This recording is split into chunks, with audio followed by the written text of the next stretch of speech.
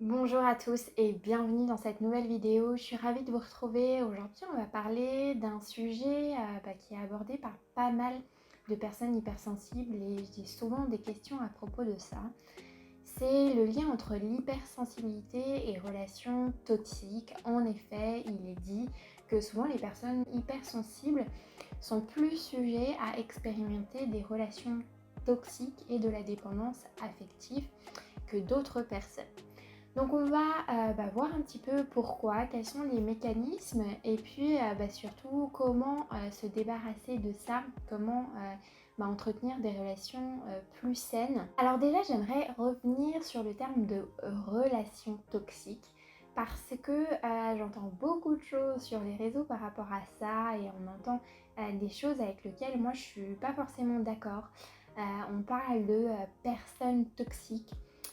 Voilà, comme si vraiment il y avait des personnes qui étaient le diable. Et moi j'aime vraiment parler de relations toxiques parce que c'est bien la relation, c'est-à-dire que c'est un rôle que prennent deux personnes dans une relation et ce lien-là, c'est le lien qui est toxique. Donc c'est pas une personne qui est toxique, c'est le lien qui est toxique. Et on peut avoir des comportements toxiques, mais ce n'est pas une personne qui est toxique. Parce que si on utilise le terme personne toxique, ça nous ramène à une certaine forme de je suis une victime, ce qui est parfois le cas, c'est-à-dire que vraiment dans certaines situations, on peut être victime d'un manager hyper manipulateur, etc. Mais quand on veut vraiment pouvoir sortir de ça, c'est bien de rentrer dans la dynamique relationnelle, vraiment relationnelle, pour comprendre quel est son rôle dans ce système-là qui se passe entre deux personnes et pour pouvoir vraiment prendre un autre rôle dans sa vie, prendre un autre rôle surtout par rapport à ces personnes-là qui ont des tendances un peu manipulatrices. Alors on me dit souvent, mais Solène, pourquoi les personnes hypersensibles tombent plus facilement dans des relations qui sont toxiques? Donc des relations toxiques, ça peut être donc dans votre domaine amoureux, mais ça peut aussi être dans votre domaine professionnel. Ces relations toxiques peuvent exister aussi au sein de votre environnement familial, etc. Alors, la réponse que j'ai à cela vient du fait souvent de la forte empathie des personnes qui se reconnaissent dans la définition de l'hypersensibilité. D'où naît cette empathie? Alors, il y a plusieurs questionnements qui se sont posés là-dessus, d'où naît cette empathie. Moi j'aime beaucoup tout ce qui est fait, notamment on entend beaucoup dans la littérature américaine sur ce qu'on appelle les personnes empathes, donc les personnes empathiques. Qu'est-ce qui crée cette empathie chez ces personnes-là? C'est souvent dans l'enfance que cela se crée, de nos 0 à 7 ans. Et ce qui va se passer en fait pendant cette période, c'est que au lieu de vraiment être dans notre corps et savoir ce qui est juste pour nous, l'enfant va se tourner à l'extérieur, regarder vraiment très fortement son environnement, regarder les émotions des autres pour savoir comment il doit agir et réagir face à une situation. Je vous donne un exemple. Souvent les enfants, on voit, ils vont vous dire vraiment, on va sentir quand c'est avec le cœur, on va sentir oui et on va sentir que c'est avec le cœur ou non, on va sentir qu'ils ont vraiment pas envie. Donc ça c'est vraiment un comportement sain parce qu'on voit qu'ils sont vraiment connectés à eux pour donner cette réponse-là. Maintenant, au fil de l'évolution de l'enfant, il va comprendre qu'il y a certaines situations où il peut dire oui, puis il y a certaines situations où il peut dire non. Et dans certains environnements, notamment des environnements familiales, il y a des fois où c'est pas de bon ton de dire non, où c'est pas possible de dire non pour plusieurs raisons. Par exemple, du chantage affectif, c'est-à-dire que si tu me dis non, je vais te dire que tu es un méchant, une méchante petite fille, je vais te diaboliser, etc. Et donc, on va ressentir que c'est pas possible pour nous. Et donc, qu'il faut comprendre, par exemple, l'émotionnel de papa ou de maman à ce moment-là pour pouvoir donner notre réponse. Et donc là, à ce moment-là, il se passe vraiment quelque chose qui se déconnecte plus de notre propre corps pour aller regarder à l'extérieur, d'accord, ce qui se passe. Et là, je vous parle de quelque chose d'assez soft, mais dans certains cas, c'est-à-dire que je ne peux pas être moi-même parce qu'il y a carrément des violences verbales, des violences physiques, etc. Et donc là, vraiment, ça crée ce sentiment de déconnexion. Il y a également certains traumatismes de l'enfance qui sont parfois pas dus forcément aux parents, mais qui sont des atteintes psychologiques, des atteintes physiques et qui vont pareil créer en fait cette dissociation à son corps pour vraiment être connecté à l'autre. C'est des cas en fait d'hypervigilance, c'est-à-dire que on a ressenti qu'on n'était pas vraiment en sécurité à l'intérieur de notre corps. Donc en fait, on regarde, on est sans cesse attentif à ce qui se passe chez les autres pour savoir si peut-être ils vont nous attaquer verbalement, physiquement.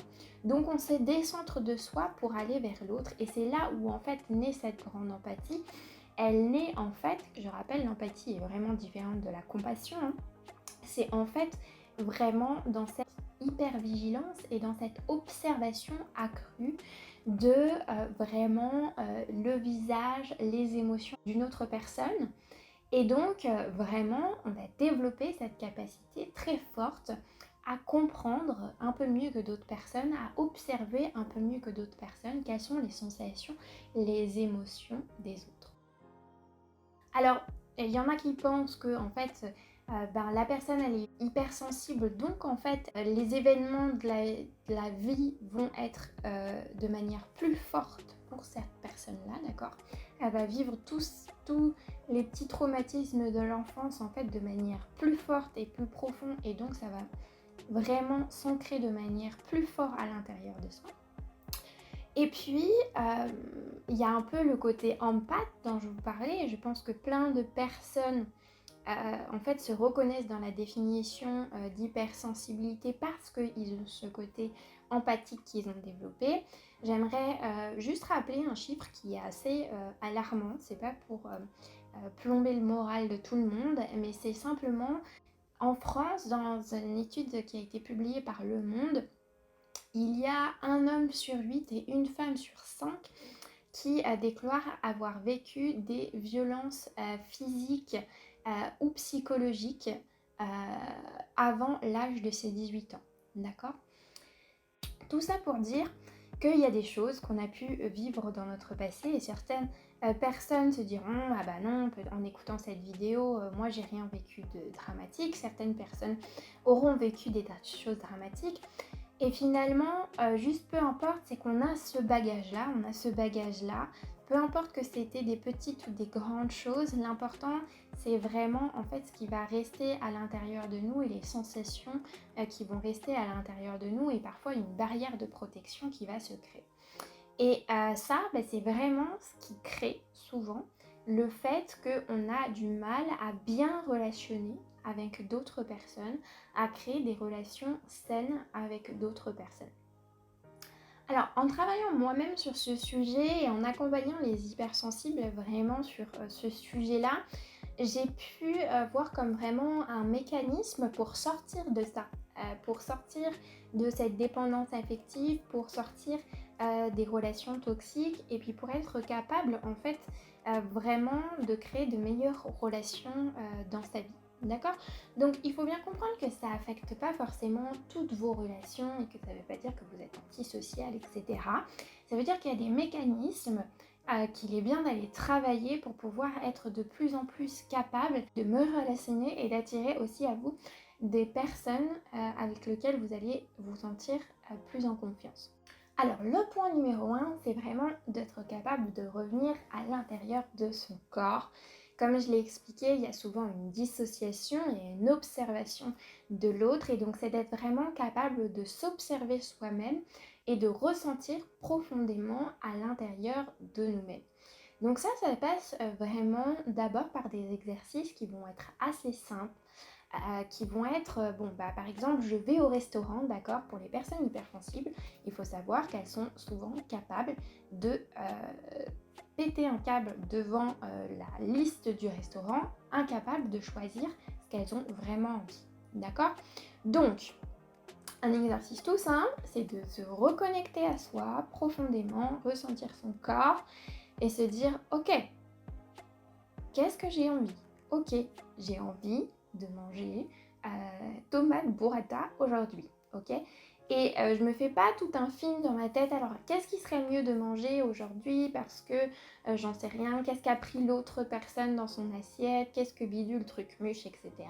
Non, je me reconnecte à moi, je me reconnecte à mes envies. Ok, je sais pas, mon chéri me propose d'aller à Ikea ce week-end. D'accord.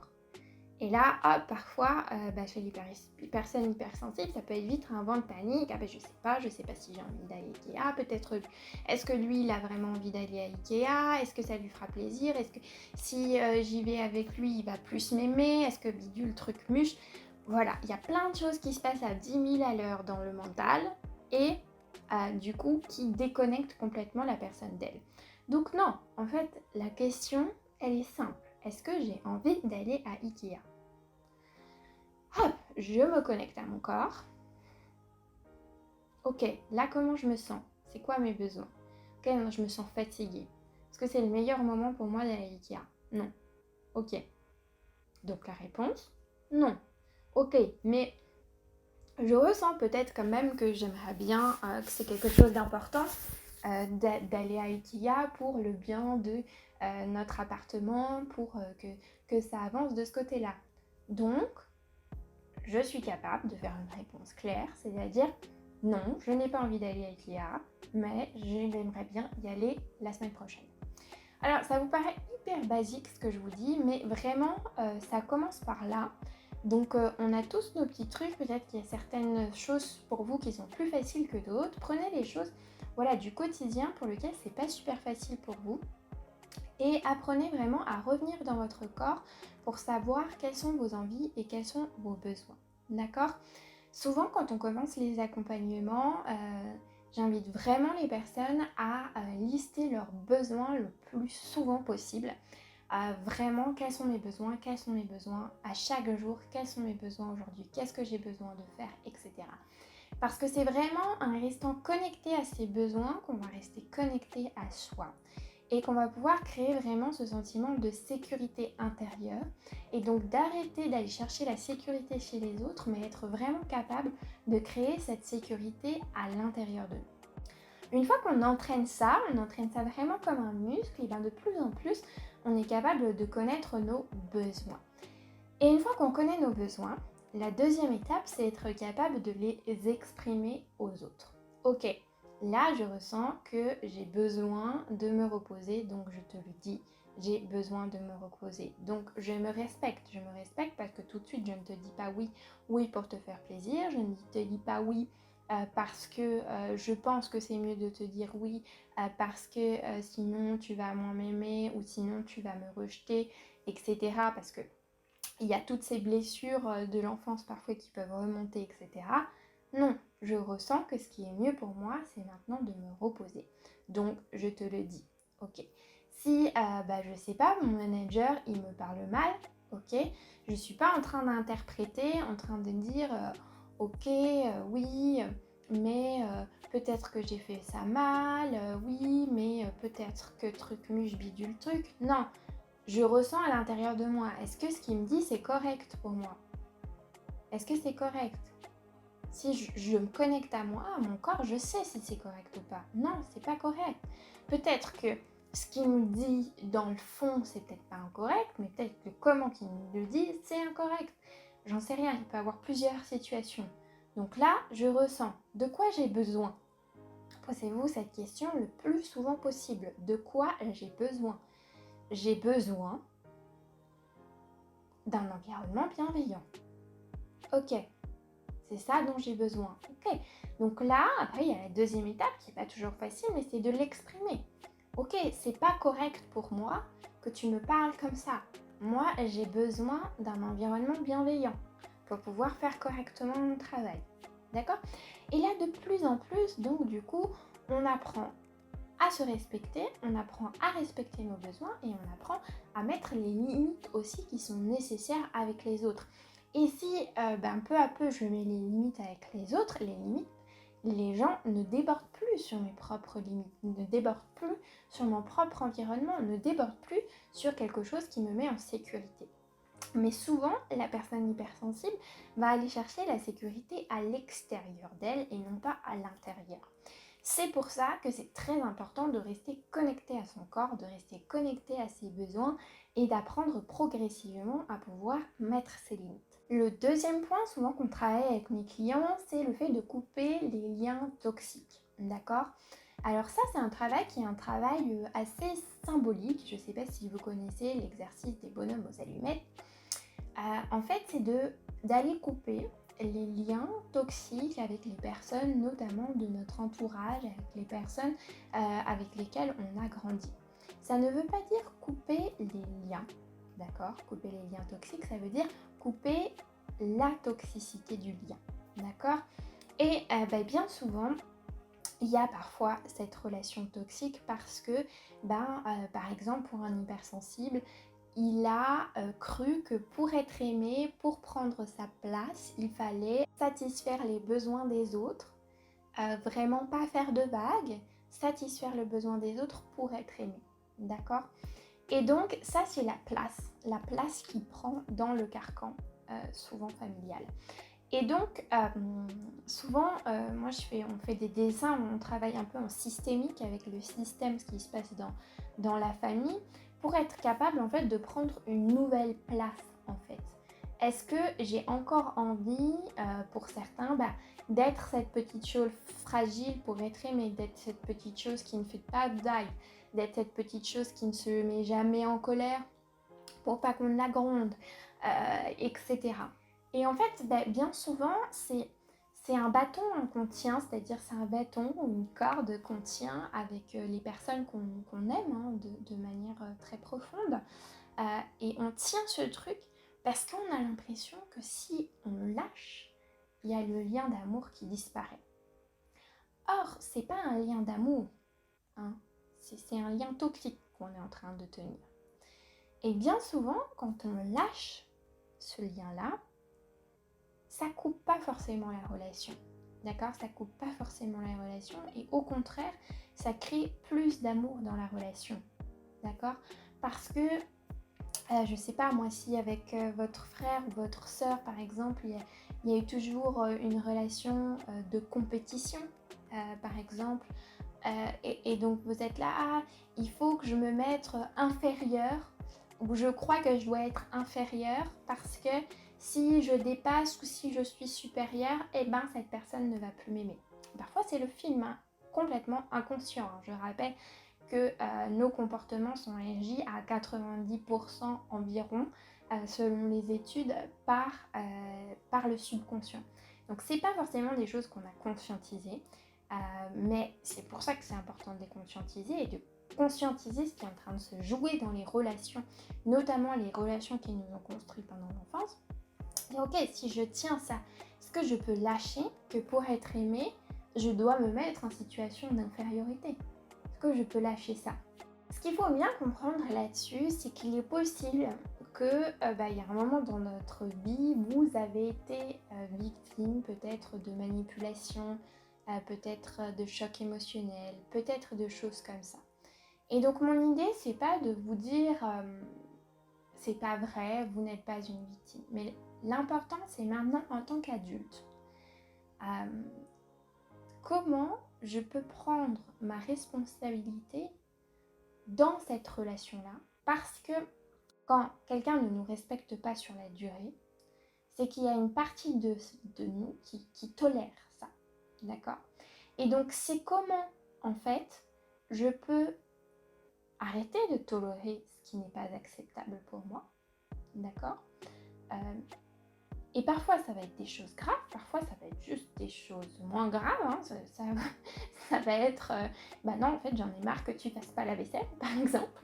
Ok, c'est quelque chose que je suis pas d'accord, donc voilà, je vais être capable d'exprimer mon besoin, de dire ces choses là. et de pouvoir vraiment les transcender, d'accord? Et pour vraiment reprendre votre pouvoir, reprendre votre place. Parce que en fait, souvent chez les personnes hypersensibles, c'est ça dont il est question.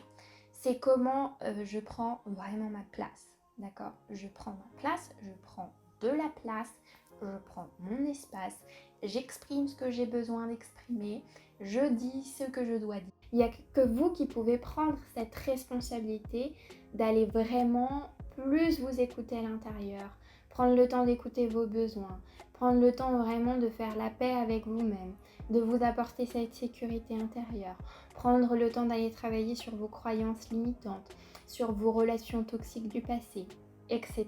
D'accord? Donc moi je vous conseille vraiment de vous faire accompagner pour être dans un cadre bienveillant et sécurisant pour faire ce travail-là. Si vous voulez avancer plus vite dans ces questions-là, je vous invite vraiment à vous faire accompagner par un accompagnant, peu importe qu'il soit, qui va vraiment vous accompagner et vous soutenir dans cette démarche. Et ça, c'est une question vraiment à vous poser en toute honnêteté avec vous-même. Est-ce que je suis prêt à lâcher mes anciens schémas pour en construire de nouveaux?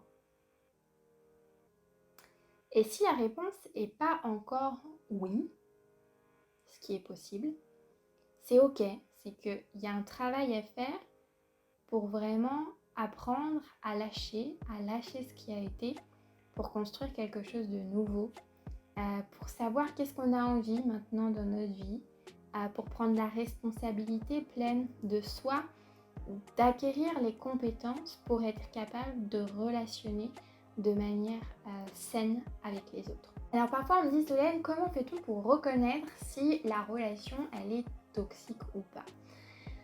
Alors pour moi, il y a des signaux qui indiquent que une relation est toxique. Pour moi, ces signaux-là, c'est quand vous avez vraiment du mal à vous affirmer et à être vous-même dans la relation. Et quand l'autre, en fait, a du mal à vraiment vous laisser la place d'être, d'accord? Vraiment la place d'exister.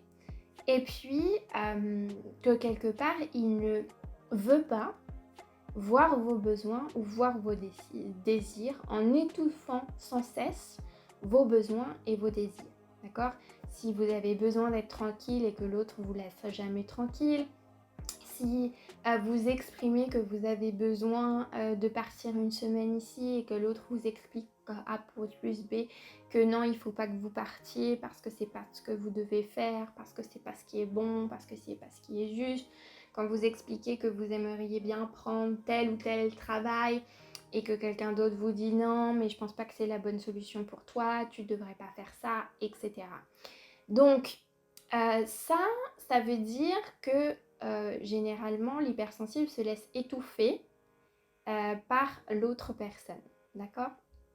Donc ça c'est dans un couple, et puis c'en est de même en fait dans toute relation. C'est quand finalement en fait nos besoins ne sont pas écoutés et nos besoins ne sont pas respectés, d'accord? Donc ça montre qu'il y a une toxicité dans la relation. Alors maintenant, face à une relation toxique, qu'est-ce qu'on fait, d'accord? Face à une relation toxique, il y a plusieurs choix.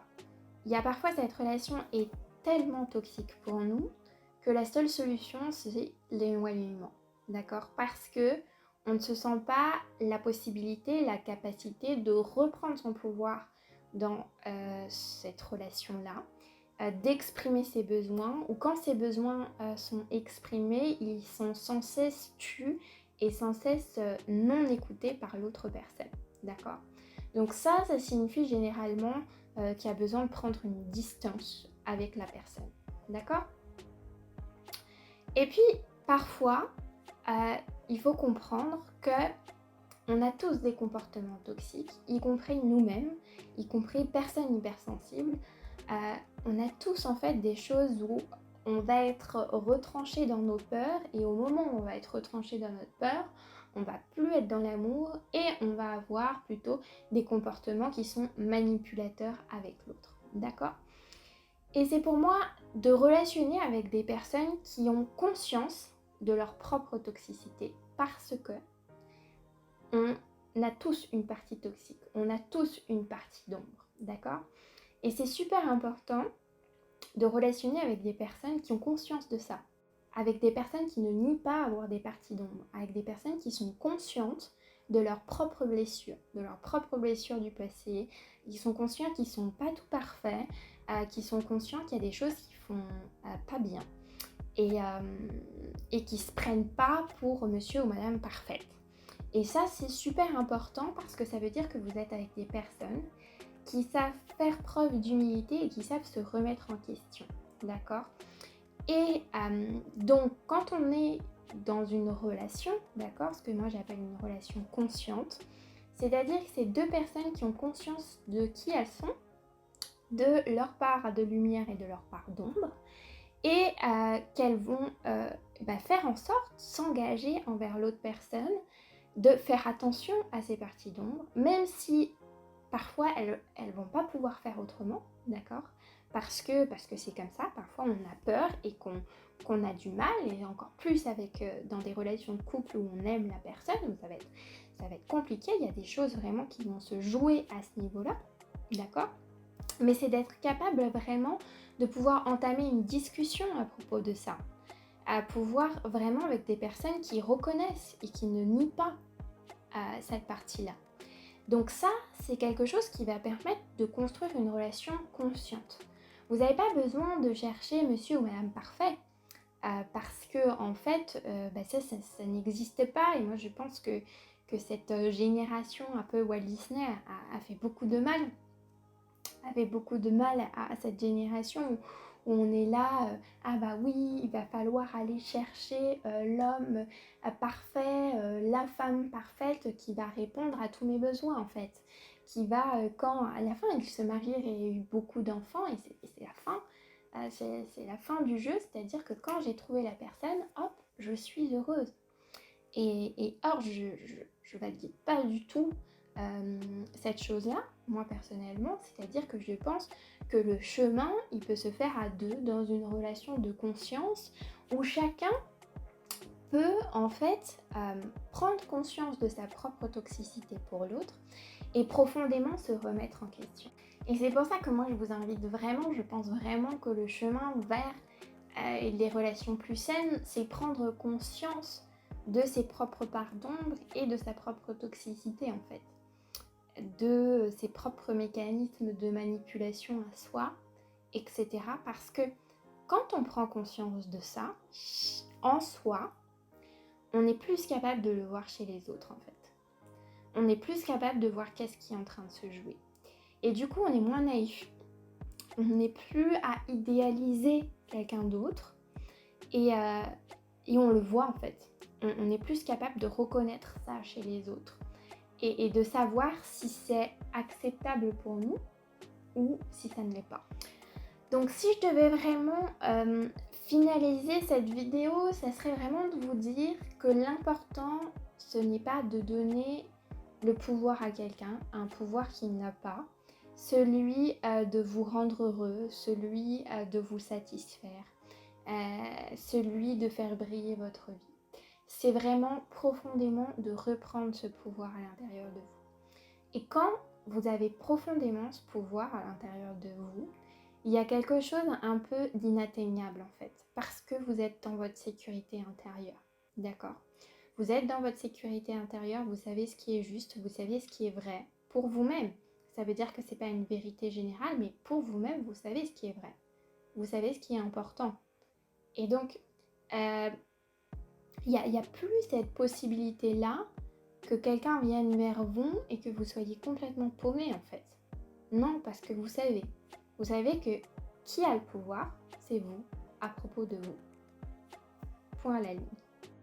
Il y a une métaphore que j'aime bien comme ça, qui parle en fait d'une pierre précieuse que l'on a entre ses mains et qui est tellement belle. Et l'autre nous aime parce qu'il voit cette pierre précieuse qui est à l'intérieur, qui est entre nos mains, et il dit « Waouh, c'est tellement beau et ça brille tellement fort et c'est génial en fait, c'est merveilleux et j'adore ça. Et je sais plus exactement comment se déroule l'histoire, mais à la fin, je sais que la personne regarde sa pierre et puis fait ah, ok, ben, je te la donne, je te donne ma pierre parce que je t'aime tellement fort que je te donne ma pierre. Et au moment où elle fait ça, il y a l'amour en fait qui se dissout. Et je trouve que c'est super important. Moi, parfois, je garde vraiment cette image à l'intérieur de moi.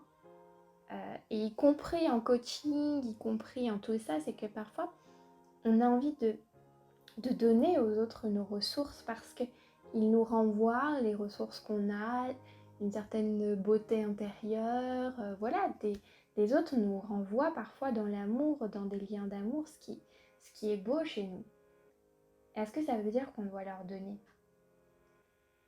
Je pense que c'est très important de faire attention que ce diamant, cette perle rare, ce que vous voulez, reste vraiment à l'intérieur de vous. Voilà, c'était mon message. N'hésitez pas à m'envoyer des questions, à écrire des choses en commentaire. Et on se retrouve bientôt pour une nouvelle vidéo. Ciao, ciao!